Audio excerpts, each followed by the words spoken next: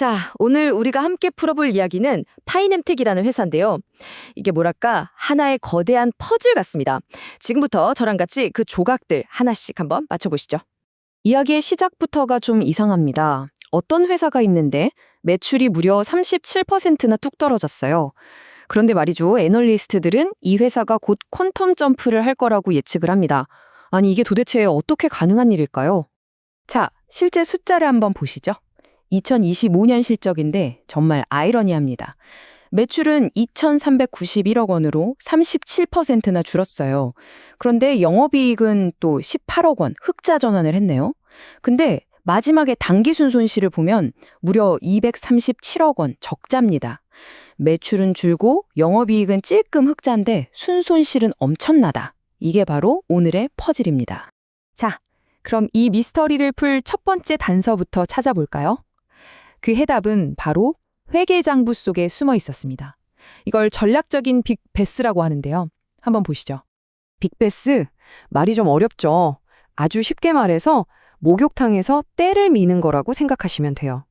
대청소를 하는 겁니다. 나중에 실적이 좋아 보이게 하려고 안 좋은 것들을 올해 장부에다가 한꺼번에 다 털어버리는 거죠. 일종의 전략적인 회계 처리인 셈입니다.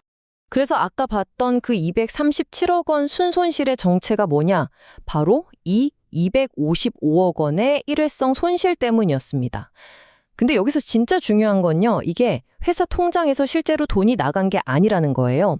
그냥 장부상으로만 손실 처리를 한 겁니다. 예전에 하다가 접었던 전기차 사업 관련 손실을 그냥 이번에 싹 다 털어낸 거죠. 말 그대로 미래를 위한 대청소 비용이라고 보시면 됩니다. 자, 이제 재무적인 미스터리는 풀렸습니다. 그럼 이제 진짜 중요한 걸 봐야죠. 도대체 무슨 기술력이 있길래 퀀텀 점프라는 말까지 나오는 걸까요?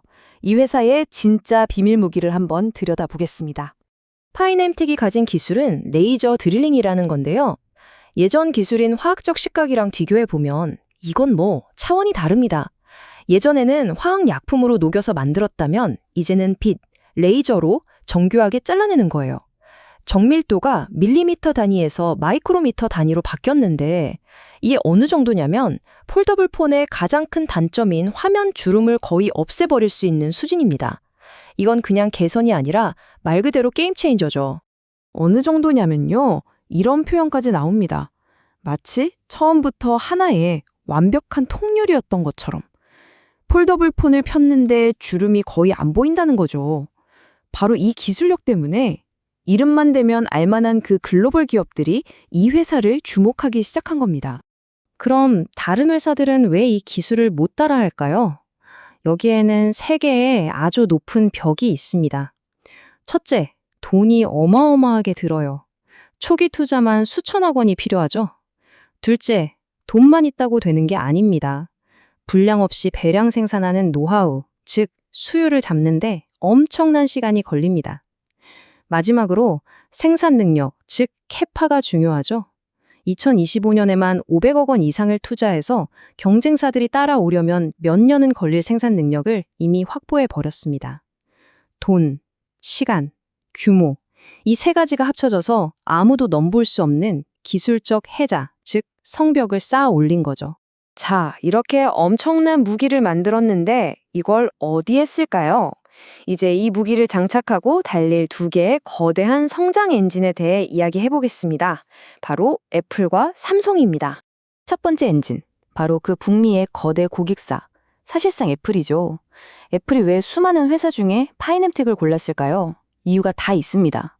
첫째, 폴더블 부품을 1,000만 개 이상 만들어 본 회사는 여기가 유일해요. 경험이 압도적인 거죠. 둘째, 애플만을 위한 전용 생산 라인을 따로 만들어줬습니다. 보안과 신뢰를 확실하게 보여준 거죠. 그리고 마지막으로 10인치가 넘는 대화면을 가공하는 핵심 특허를 가지고 있습니다. 이건 뭐 그냥 선택된 게 아니라 선택될 수밖에 없었던 거죠. 그럼 이 새로운 고객사가 가져다 줄 매출이 어느 정도일까요? 한번 보시죠. 2026년에 시장 점유율을 70% 정도만 가져온다고 가정해도 무려 3,080억 원의 신규 매출이 생길 수 있다는 계산이 나옵니다. 회사 전체 매출을 바꿔버릴 수 있는 어마어마한 숫자죠. 자, 그럼 이런 생각이 들 수 있죠.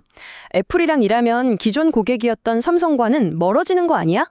근데요, 정반대입니다. 오히려 삼성과의 관계는 더 끈끈해졌어요. 이걸 트러스트 네이비라고 부르는데요. 파이넴텍의 독보적인 기술력이 이제 삼성에게도 없어서는 안 될 존재가 되면서 파트너십이 한 단계 더 업그레이드 된 겁니다. 두 번째 엔진인 삼성 쪽 시장도 엄청나게 커지고 있습니다. 2025년에 880만 대 수준이던 폴더블폰 시장이 2026년에는 2,500만 대로 거의 3배 가까이 뛸 것으로 예상됩니다. 시장 자체가 폭발적으로 성장하는데 거기에 더 비싸고 더 좋은 부품을 독점적으로 공급하게 되니 이건 뭐 두 번째 엔진도 풀가동 준비를 마친 셈이죠. 자, 지금까지 퍼즐 조각들을 하나씩 살펴봤습니다. 전략적인 회계 처리, 압도적인 기술력, 그리고 애플과 삼성이라는 두 개의 강력한 엔진까지. 이제 이 모든 조각들을 합치면 과연 어떤 그림이 나올까요? 최종 결론을 한번 보겠습니다. 이 그래프를 한번 보시죠. 이게 바로 퀀텀 점프의 실체입니다. 2025년에 2,391억 원이었던 매출이 2026년에는 거의 6천억 원까지 뛸 것으로 예상됩니다. 무려 138%가 넘는 성장률이죠. 우리가 흔히 말하는 제2자 곡선이 바로 이런 모습 아닐까요? 이런 엄청난 성장을 바탕으로 애널리스트들은 목표 주가를 15,000원에서 16,000원 사이로 보고 있습니다. 2020년 예상 실적을 기준으로 계산한 건데요.